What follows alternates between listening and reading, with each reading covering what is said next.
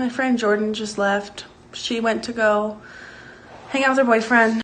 This girl that I met on Bumble, BFF, like it's like a dating app, but a way to meet friends, invited me to her party that she's throwing for her boyfriend.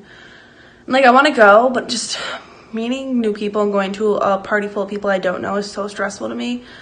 It may not seem it, but I used to have very, very bad social anxiety. Like, I always hid it very well. I was always super outgoing and kind of adopted this whole fake it till you make it idea. Like, be confident and act confident even though you don't feel it, and you'll start to feel it.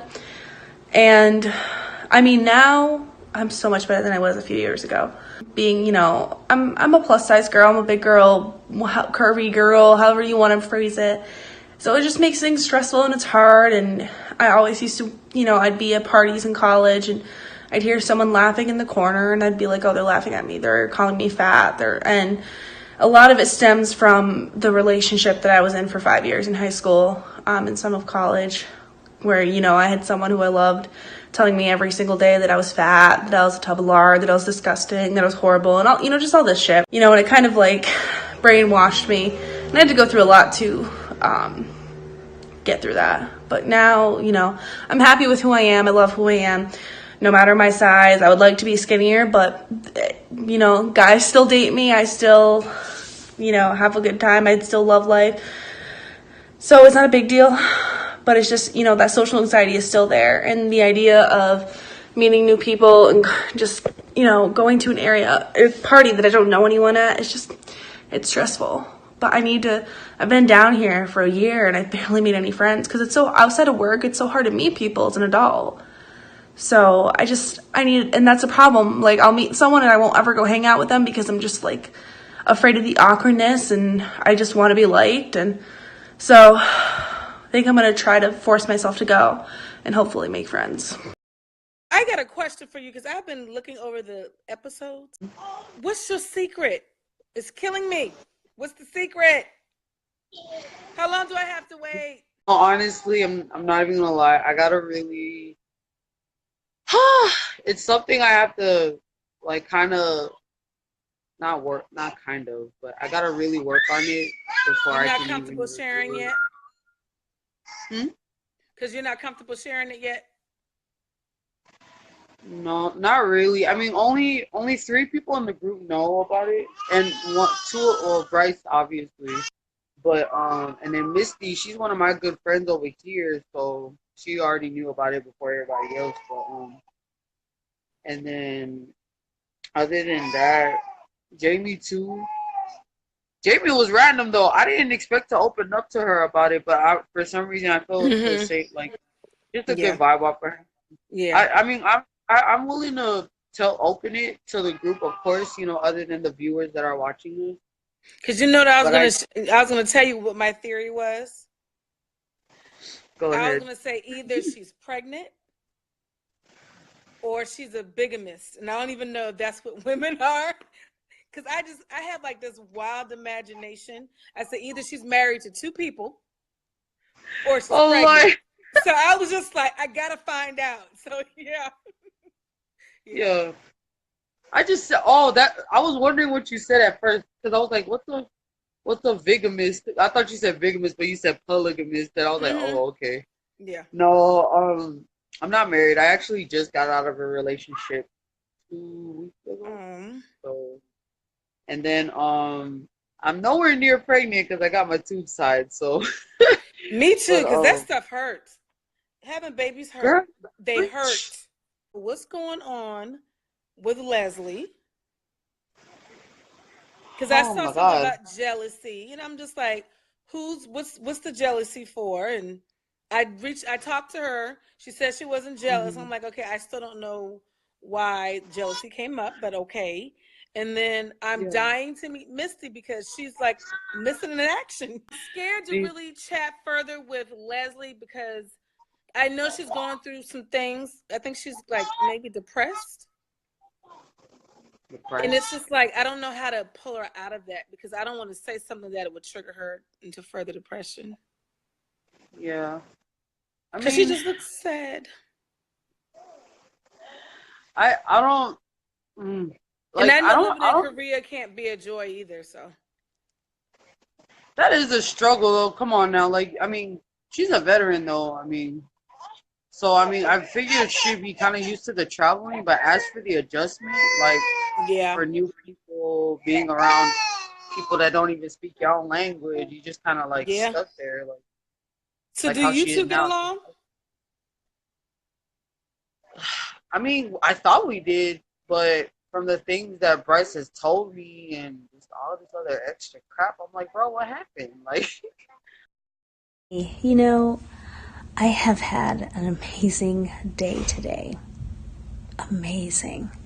And so I'm in San Antonio for the first time. I've never been in San Antonio before in my life. And so I am just so excited to be in a place I've never been and in the state that I live in. Go figure.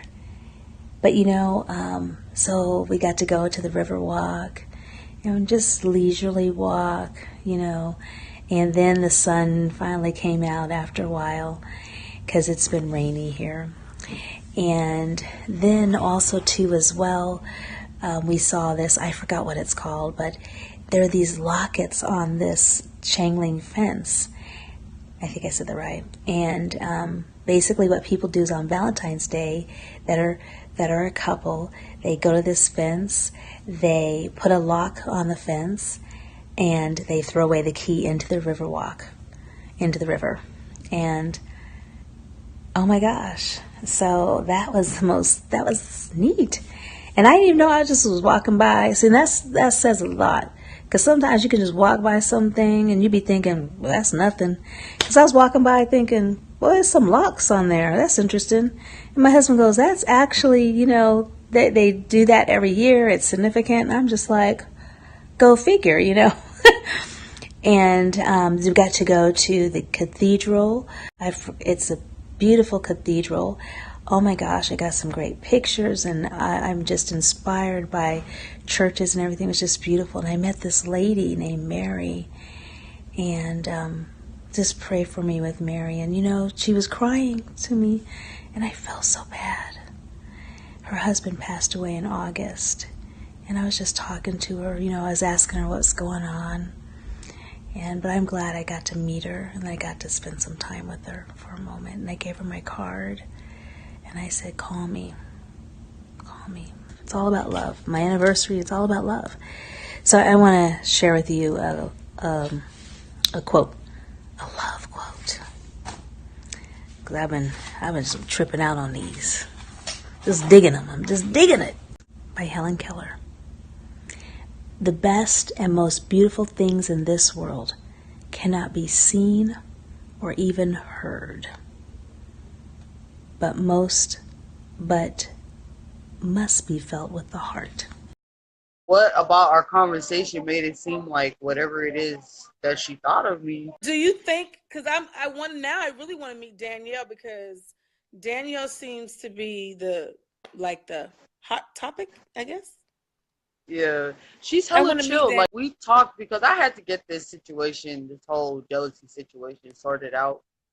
But Yeah. I already messaged her the night before. Like I Did hit you her. say No, argued message? You made up a whole new lingo. I'm gonna have to use that argue message. shame. But I literally like okay. So this is what happened. So Leslie and Bryce they both talked about that whole situation with Danielle, and it was because of my I guess the show that I do. Yeah. That I made a reaction that I didn't really catch. Well, that's what it seemed like at least Mm-hmm. on Leslie's point of view, Mm-hmm. and I was just kind of stuck. Like, what? I didn't think I came off jealous. Like, if anything, I have a face that just does whatever it does, and I was just going along with it. But then it like when it was when Bryce told me he was like, yeah, everybody's kind of talking about how it seems like you're jealous of Danielle, and I'm just like, what? I'm like, bro, I don't even know her. Like, what do you mean? And And what's I crazy? How can you be jealous of somebody that you have unless you've actually physically met them? You can't be jealous of somebody. exactly. That's like me saying I'm jealous of your hair or I'm jealous of you, and I don't know anything about you. Exactly. Like when I had to I'm talking, it bothered me that whole day because I had to go back to the video. I had to rewatch the show. I was like, did I make a face or did I say anything to throw any kind of shade? And I looked normal. I guess for what Bryce So was we telling think me, it did because we really don't know if it cleared the air. We don't know because she could have some underlying emotions from it, because that's just like when you're mad at somebody, you say what you have to say and then you have time to kind of like brew over the situation, and then you get those emotions and they pop up. So we never, because I know I have a habit of doing that, because I'm like, you know what, wait a minute, did she just come for me? And then I'll start thinking about, oh dang, I should have said this, dang, I should have said that. I wonder, did she what's going on with her and Anthony? Because I heard that and she was waiting for him for like an hour or something.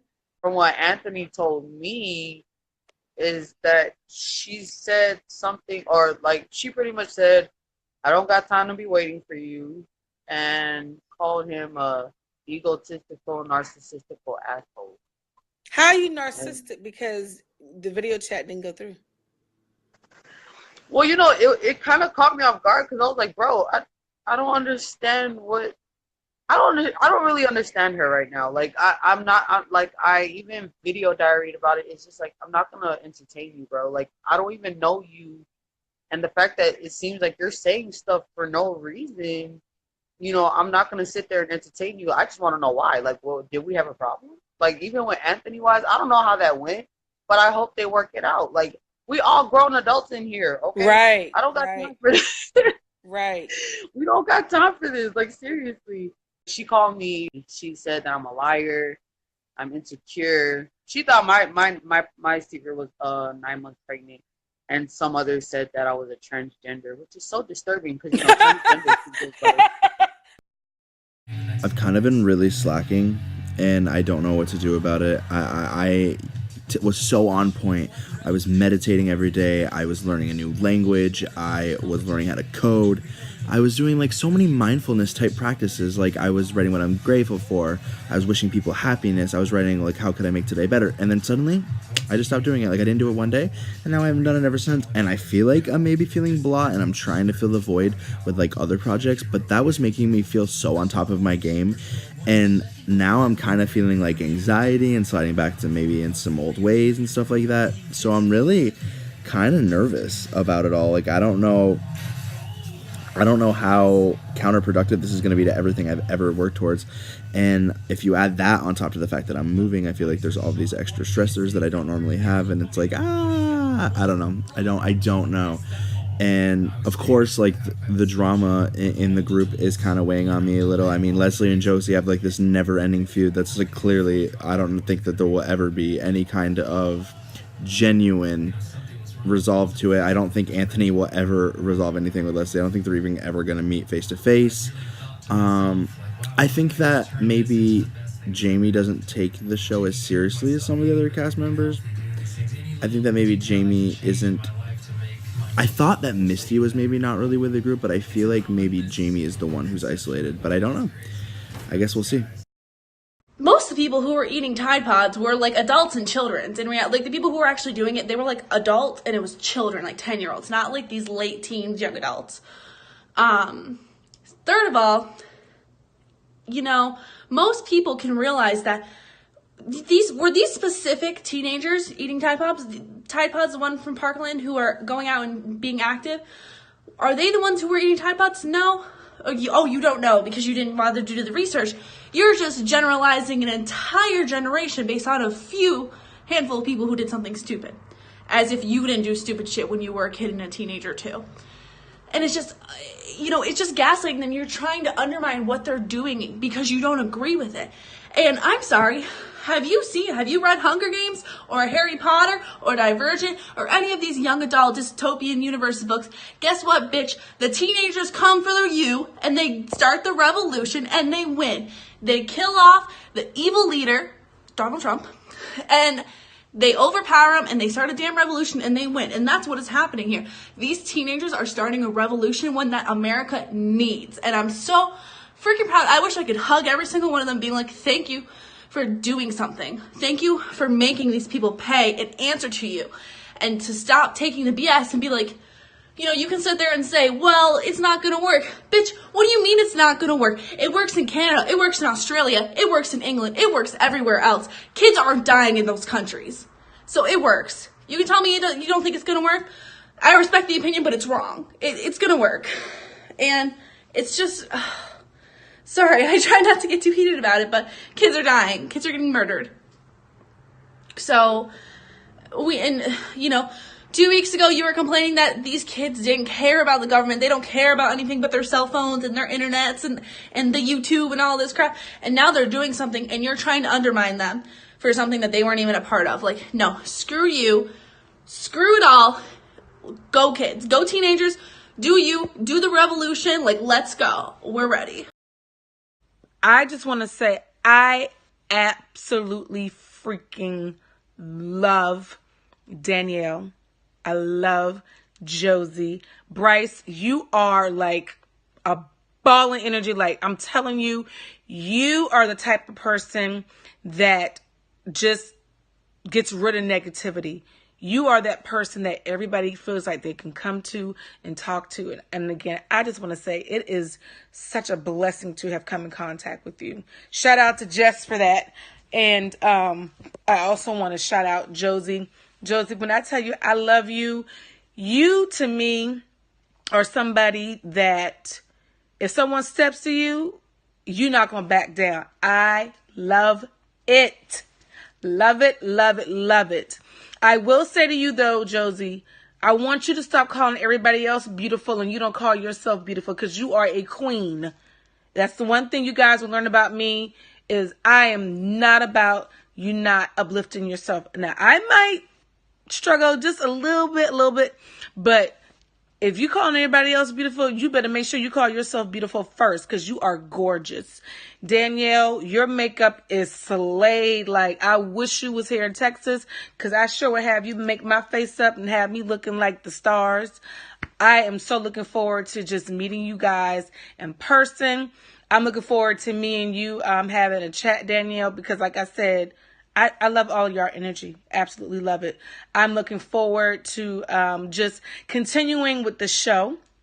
Not really sure the direction is going to go, but I'm going to tell you what, I'm here for it. And I'm ride or die, straight up. I'm going to be ride or die. Now, please keep in mind, I am in school, so I got to do homework. And then right now, I work as a program director for an after school program. So my schedules is kind of off the wall, but I promise I will try to be committed and I will do my best to do what it takes to make the show a success.